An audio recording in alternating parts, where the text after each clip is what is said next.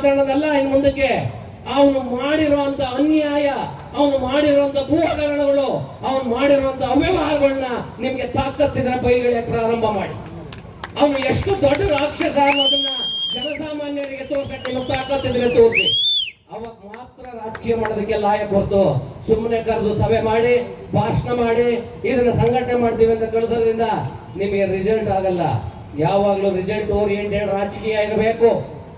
Result oriented ನಿಮ್ಗೆ ಒಂದೇ ಒಂದು ಗುರಿ ಇರಬೇಕು.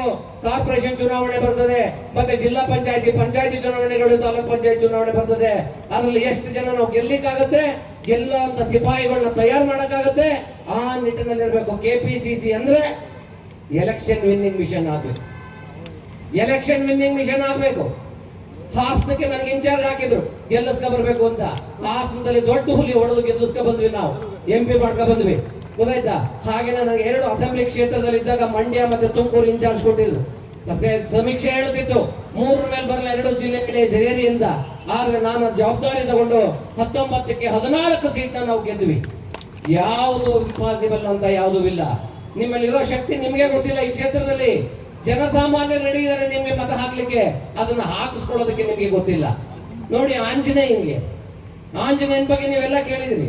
ಸೀತನ್ನ ಸಬ್ಮಿಟ್ ಮಾಡ್ಕೊಂಡು ಹೋದಾಗ, ರಾವಣ ಕತ್ಕೊಂಡು ಹೋದಂತ ಸಂದರ್ಭದಲ್ಲಿ ಅಪಹರಣ ಮಾಡ್ಕೊಂಡು ಹೋದಾಗ ಆಂಜನೇಯನಿಗೆ ಗೊತ್ತಿರ್ಲಿಲ್ಲ ನಾನು ಸಮುದ್ರ ನನ್ನ ಹಾರಕ್ಕೆ ಶಕ್ತಿ ಇದೆ ಅಂತ ಅಲ್ಲಿ ತನಕ ಗೊತ್ತಿರಲಿಲ್ಲ. ಜಾಂಬು ಅಂತ ಹೇಳ್ತಾನೆ, ಆಂಜನೇಯ ನೀನ್ ಯಾಕೆ ಇಲ್ಲಿ ಸೇತುವೆ ಕಟ್ಟೋದಕ್ಕೆ ಪ್ರಯತ್ನ ಪಡ್ತಾ ಇದೀಯಾ? ನಿನಗೆ ಶಕ್ತಿ, ನಿನಗೆ ಇಂಥದ್ದು 4 ಸಮುದ್ರ ಹಾರುವಷ್ಟು ಶಕ್ತಿ ಆ ದೇವರು ನಿನಗೆ ಕೊಟ್ಟಿದ್ದಾನೆ, ನೀನು ಹಾರು ಅಂತ ಹೇಳ್ತಾನೆ. ಹಾಗೆ ಒಬ್ಬೊಬ್ರು ಆಂಜನೇಯ ಕೊಡ್ಬೇಕಿಲ್ಲಿ. ಮೀರ್ ಸಾಧಕರು ಬೇಡ, ಅವನ ಜೊತೆ ಹೋಗುವಂತ ಅಡ್ಜಸ್ಟ್ ಆಗುವಂತ ತಲೆಗಂಡರು ಬೇಡ ನಮ್ಗೆ. ನಾವು ಬೇಕಾರದು ವೀರ ಸಿಂಹಾಸನ, ವೀರಮರಣ ಹೊಂದುವಂತ 100 ಜನ ಸಿಪಾಯಿಗಳಿದ್ರೆ ಆ 100 ಜನ ಇವತ್ತು ಈ ರಾಕ್ಷಸ ಸಂಹಾರ ಮಾಡೋದಕ್ಕೆ ಸಾಧ್ಯ ಆಗುತ್ತೆ.